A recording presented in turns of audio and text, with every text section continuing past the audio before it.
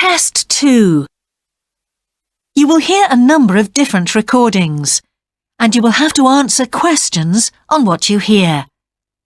There will be time for you to read the instructions and questions, and you will have a chance to check your work. All the recordings will be played once only. The test is in 4 sections. At the end of the test, you will be given 10 minutes to transfer your answers to an answer sheet. Now turn to Section 1. Section 1. You will hear a student talking to the student accommodation officer at a college. First, you have some time to look at questions 1 to 5.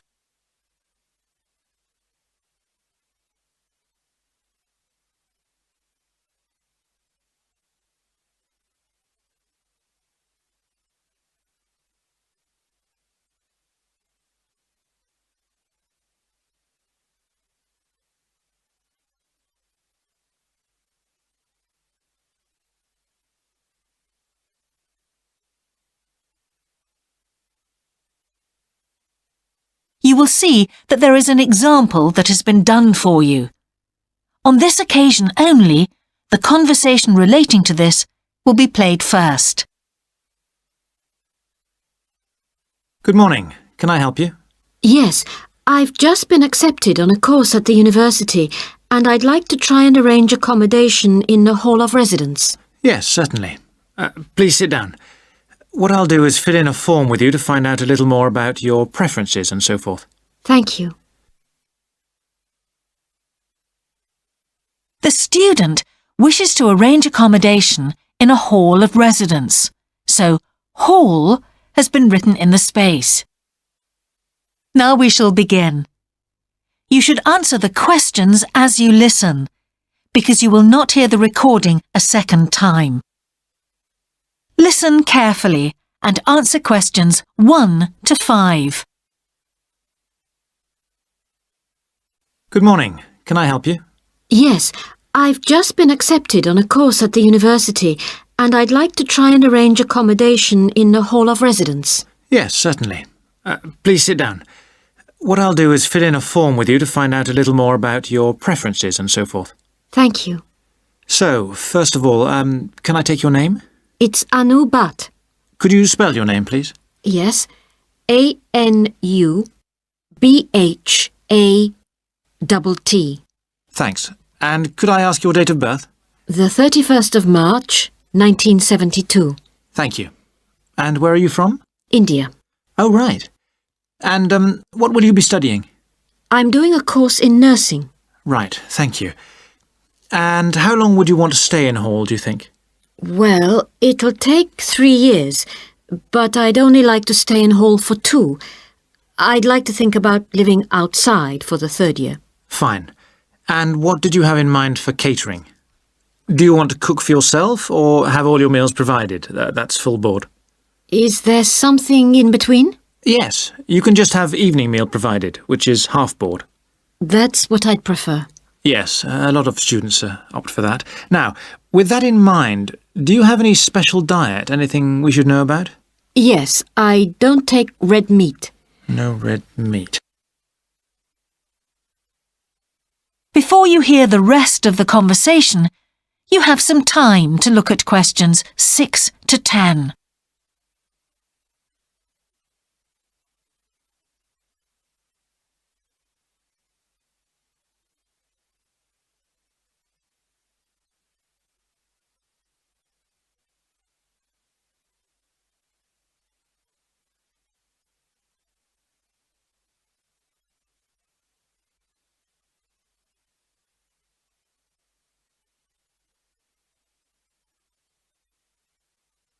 Now listen and answer questions 6 to 10. Now, thinking about the room itself, we have a number of options. You can have a single study bedroom or you can have a shared one. These are both what we call simple rooms. The other alternative is to opt for a single bedsit, which actually has more space and better facilities. There's about £20 a week difference between them. Well, actually, my grant is quite generous, and I think the bedsit sounds the best option. Lovely. I'll put you down for that, and we'll see what availability is like. Now, can I ask some other personal details which we'd like to have on record? Yes, of course. I wonder if you could let us know what your interests are. This might help us get a closer match for placing you in a particular hall. Well, I love the theatre. Right. And I enjoy sports, particularly badminton. Ah, that's worth knowing. Now, what we finish with on the form is really a list from you of what your priorities are in choosing a hall, and we'll do our best to take these into account. Well, the first thing is I'd prefer a hall where there are other mature students, if possible. Yes, we do have halls which tend to cater for slightly older students. And I'd prefer to be out of town. That's actually very good for you because we tend to have more vacancies in out-of-town halls. Lucky. Yes. Anything else? Well, I would like somewhere with a shared area, a TV room, for example, or something like that. It's a good way to socialise. It certainly is. That's it. Now, we just need a contact telephone number for you. Oh, sure, I'll just find it. It's 667549. Great. So we'll be in contact with you as soon as possible. That is the end of section 1. You now have half a minute to check your answers.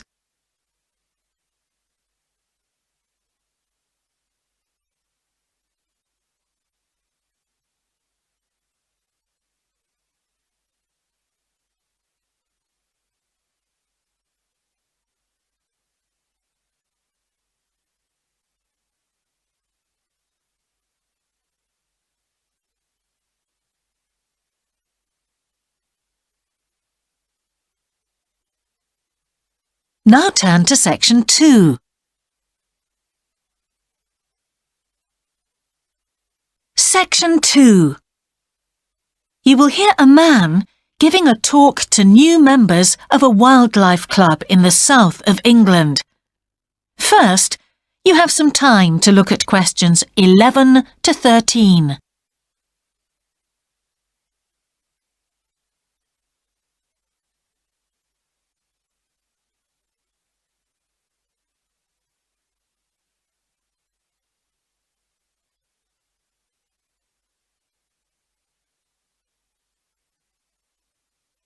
Now listen carefully and answer questions 11 to 13.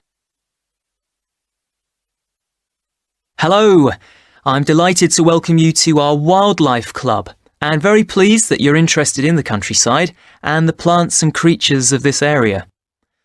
I think you'll be surprised at the variety we have here, even though we're not far from London. I'll start by telling you about some of the parks and open spaces nearby. One very pleasant place is Halland Common.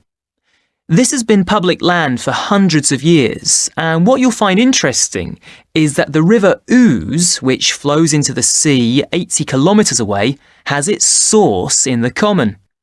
There's an information board about the plants and animals you can see here, and, by the way, the common is accessible 24 hours a day. Then there's Holt Island, which is noted for its great range of trees. In the past, willows were grown here commercially for basket making, and this ancient craft has recently been reintroduced. The island is only open to the public from Friday to Sunday because it's quite small, and if there were people around every day, much of the wildlife would keep away. From there, it's just a short walk across the bridge to Longfield Country Park. Longfield has a modern replica of a farm from over 2,000 years ago. Children's activities are often arranged there, like bread making and face painting. The park is only open during daylight hours, so bear that in mind if you decide to go there. Before you hear the rest of the talk, you have some time to look at questions 14 to 20.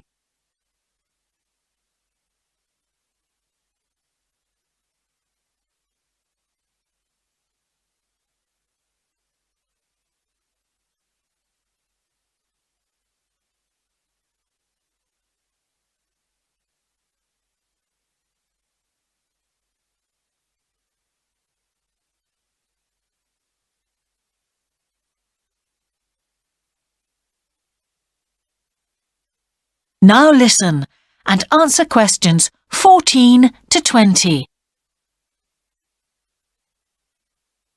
Longfield Park has a programme of activities throughout the year, and to give you a sample, this is what's happening in the next few days. On Monday, you can learn about herbs and how they've been used over the centuries. You'll start with a tour of our herb garden, practice the technique of using them as colour dyes for cloth, and listen to an illustrated talk about their use in cooking and medicine. Then on Wednesday, you can join local experts to discover the variety of insects and birds that appear in the evening. We keep to a small number of people in the group, so if you want to go, you'll need to phone the park ranger a few days ahead. There's a small charge which you should pay when you turn up. I'm sure you're all keen to help with the practical task of looking after the park, so on Saturday you can join a working party.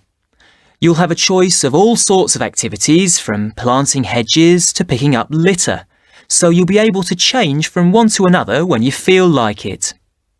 The rangers will be hard at work all day, but do come and join in, even for just a short while. One thing, though, is to make sure you're wearing something that you don't mind getting dirty or torn.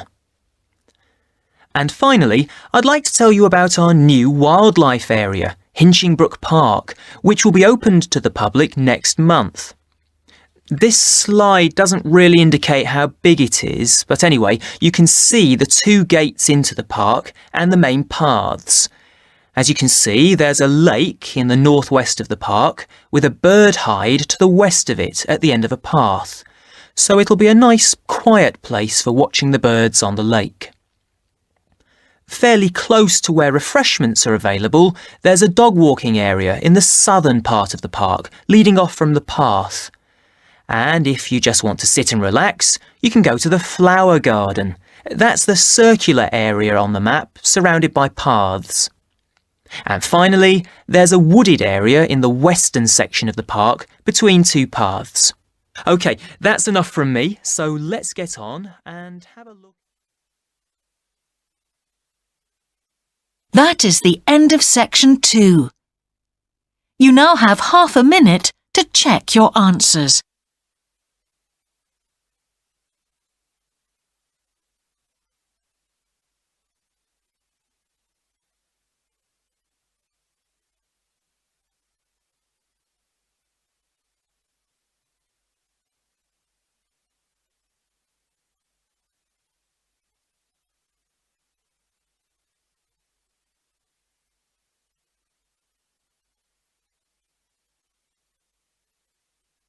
Now turn to section 3.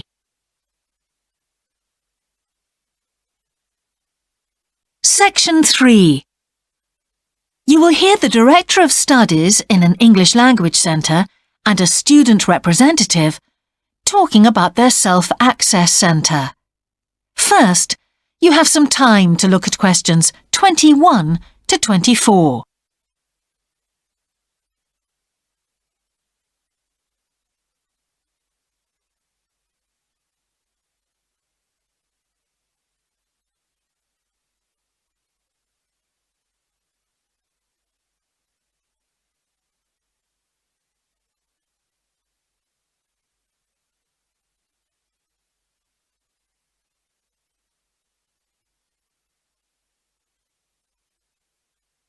Now listen carefully and answer questions 21 to 24. Hi, Ewan. As you know, I've asked you here today to discuss the future of our Self-Access Centre.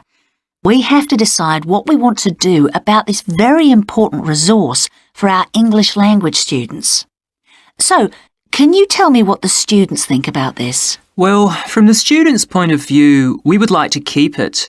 The majority of students say that they enjoy using it because it provides a variation on the classroom routine, and they see it as a pretty major component of their course.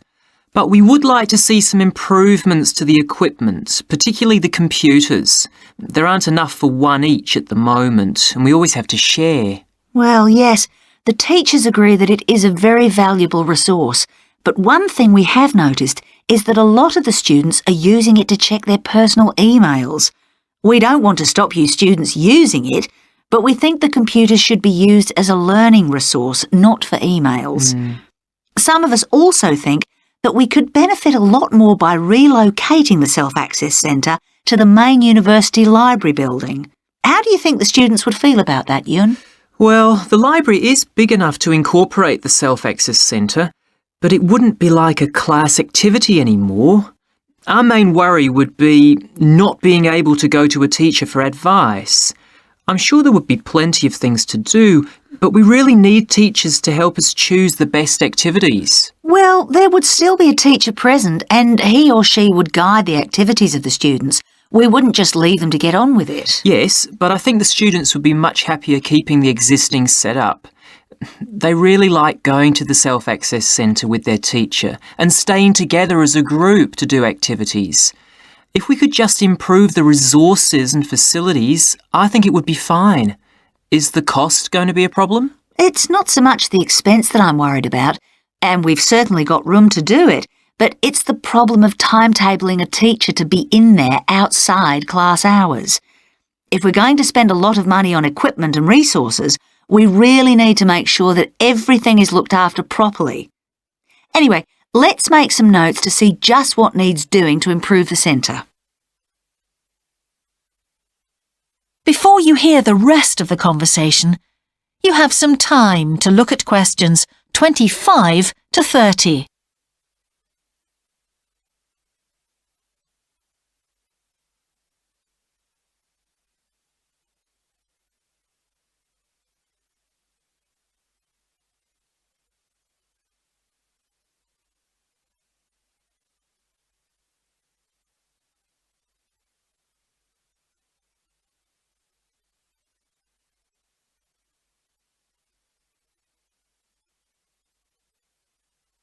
Now listen and answer questions 25 to 30.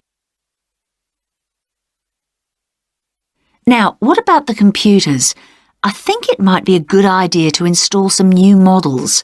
They would take up a lot less room, and so that would increase the workspace for textbooks and so on. That would be great. It is a bit cramped in there at times.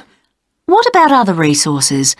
Do you have a list of things that the students would like to see improved? Yes, one of the comments that students frequently make is that they find it difficult to find materials that are appropriate for their level, especially reading resources. So I think we need to label them more clearly. Well, that's easy enough. We can get that organised very quickly. In fact, I think we should review all of the study resources as some of them are looking a bit out of date. Definitely. The CD section especially needs to be more current.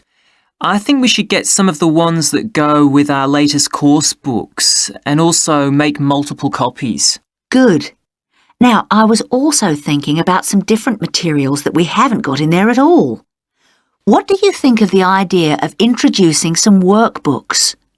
If we break them up into separate pages and laminate them, they'd be a great resource. The students could study the main course book in class and then do follow-up practice in the Self-Access Centre. That sounds good. OK, now finally we need to think about how the room is used. I'll have to talk to the teachers and make sure we can all reach some agreement on a timetable to supervise the centre after class. But we also need to think about security too, especially if we're going to invest in some new equipment. What about putting in an alarm? Good idea. The other thing I'd like to do is talk to our technicians and see whether we could somehow limit the access to email. I really don't want to see that resource misused. What about if we agree to only use it before and after class? Yes, that would be fine. OK, anyway, that's great for now. We'll discuss it further when we've managed to sort. That is the end of section 3. You now have half a minute to check your answers.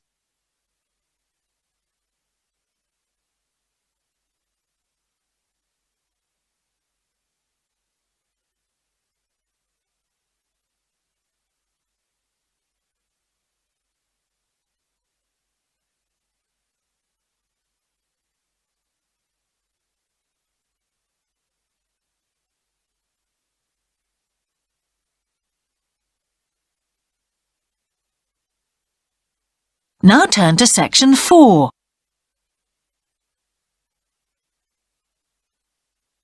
Section 4. You will hear the beginning of a lecture about business cultures. First, you have some time to look at questions 31 to 40.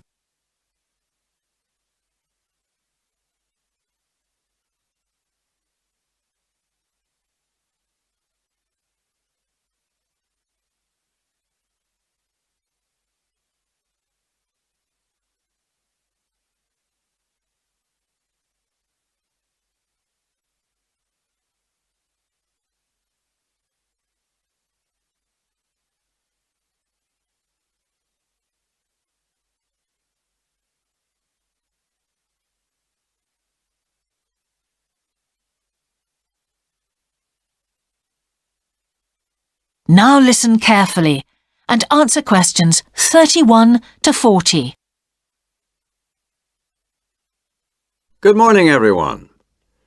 Now, whether you're going to university to study business or some other subject, many of you will eventually end up working for a company of some kind. Now, when you first start working somewhere, you will realize that the organization you've joined has certain characteristics.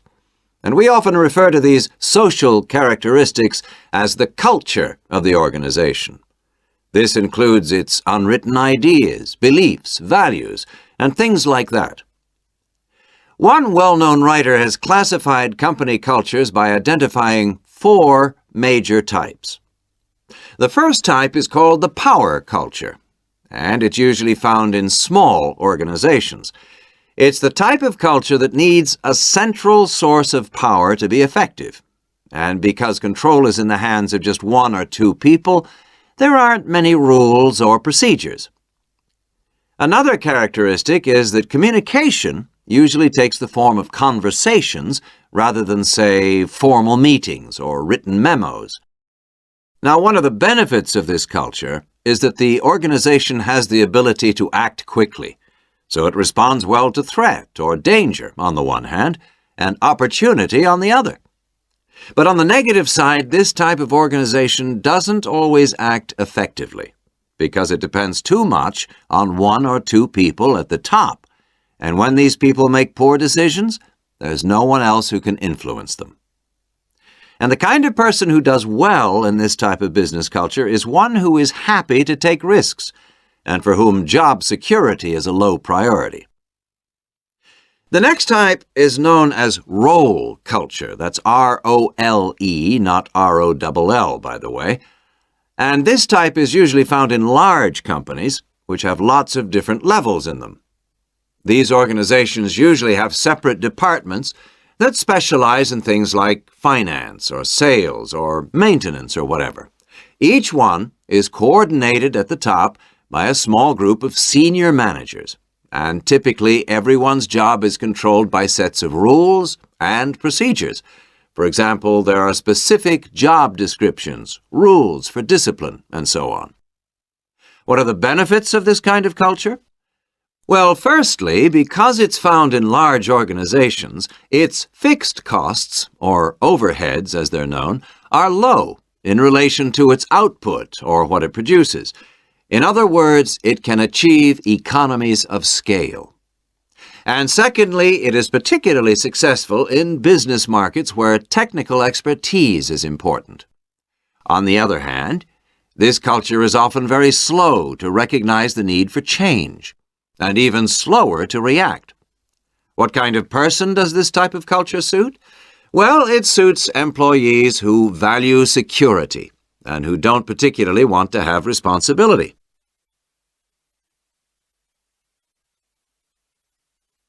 Moving on now to task cultures. This type is found in organizations that are project-oriented. You usually find it where the market for the company's product is extremely competitive, or where the products themselves have a short lifespan. Usually, top management delegates the projects, the people, and other resources, and once these have been allocated, little day-to-day control is exercised from the top, because this would seem like breaking the rules. Now, one of the major benefits of this culture is that it's flexible. but it does have some major disadvantages too. For instance, it can't produce economies of scale or great depth of expertise. People who like working in groups or teams prefer this type of culture. And finally, the fourth category is called the person culture.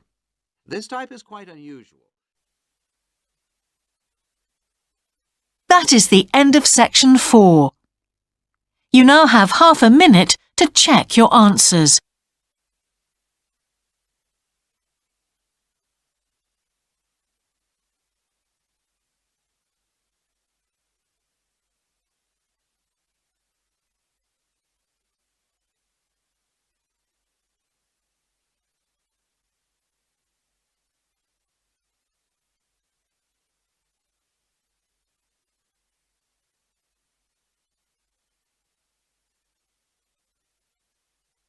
That is the end of the listening test. In the Ielts test, you would now have 10 minutes to transfer your answers to the answer sheet.